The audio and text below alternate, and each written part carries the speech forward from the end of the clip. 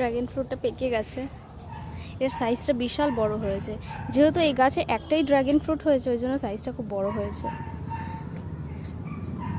আর এইটাতে 5টা হয়েছে একসাথে।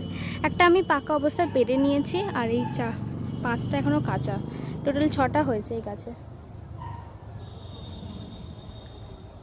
দারুণ, এই ভরা বৃষ্টিতেও এগুলো সারভাইভ করে গেছে, এটাই সবচেয়ে আশ্চর্যের ব্যাপার। আমি কাঠের মিস্ত্রি বাড়িতে কাজ করছিল, তাই এরকম একটা স্ট্রাকচার করিয়ে নিয়েছি তাকে দিয়ে, যাতে এটা সুন্দরভাবে দাঁড়িয়ে থাকতে পারে গাছটা। কারণ এখানে ঝড়ে উল্টে যাওয়ার প্রচণ্ড সম্ভাবনা থাকে, আর উল্টে গেছিলোও গাছটা একবার, ওই জন্য আমি এরকম জোগাড় করেছি। এটা পর্দার পাইপগুলো এক্সট্রা বেঁচে গেছিলো পুরনো, সেগুলোকে দিয়ে আমি একটা স্ট্রাকচার বানিয়ে নিয়েছি।